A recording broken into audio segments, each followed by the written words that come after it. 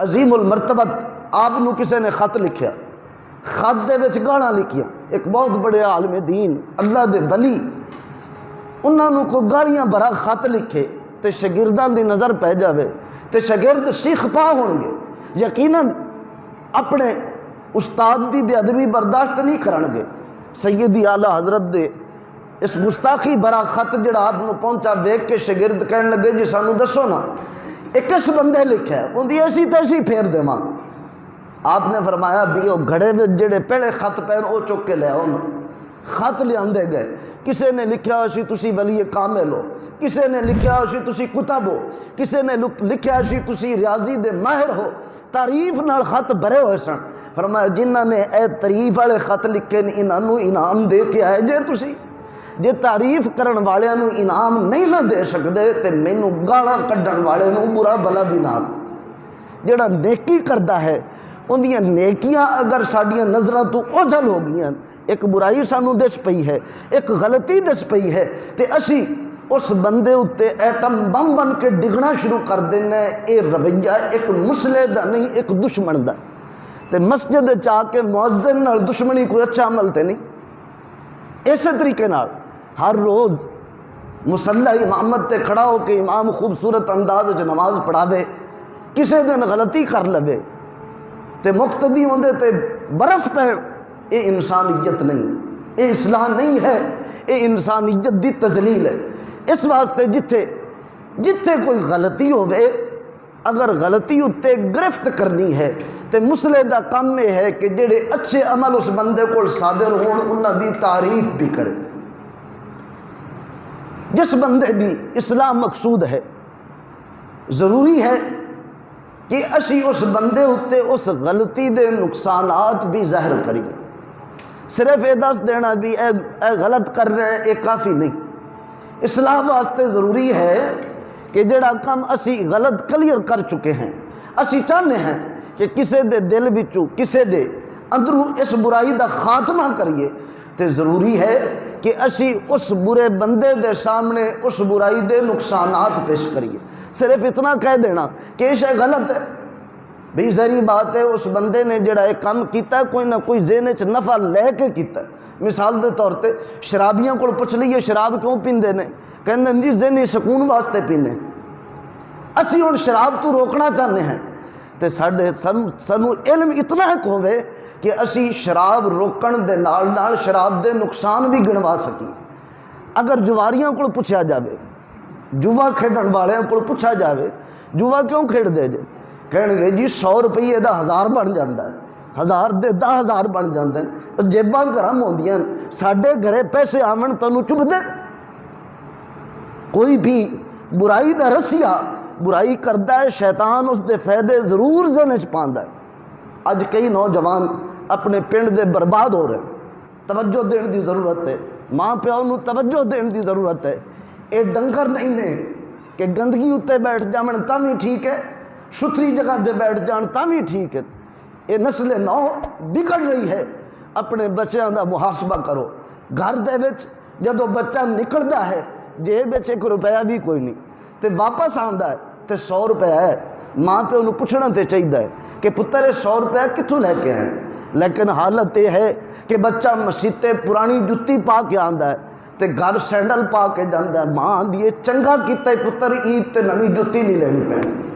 افسوسناک انداز اسی خود پیدا کر رہے ہیں، جے پتر نو جتی تو نہیں روکیا تے چند دنوں تو بعد وہی پتر گھر دے وچ چوری کرے گا۔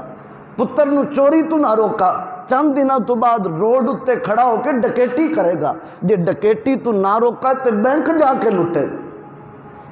اس واسطے مسلمان پہلے قدم تے ہی اپنی اولاد دا محاسبہ کر، گھروں نکلا ہے گھر واپس آندے ہیں اسی حالت چیک کر، جے اگر کوئی حالات تبدیل نظر آ رہے ہیں تو پھر ضروری ہے کہ اپنی اولاد دی تفتیش کر، تحقیق کر، ان دا پیچھا کر، یہ تیری ذمہ داری ہے، ورنہ اولاد بگڑ گئی تو بھمیں 5 ٹائم دا نمازی کیوں نہیں ہے، قیامت والے دن اولاد دے بگڑن دا بھی تیرے کل سوال ہوئے گا۔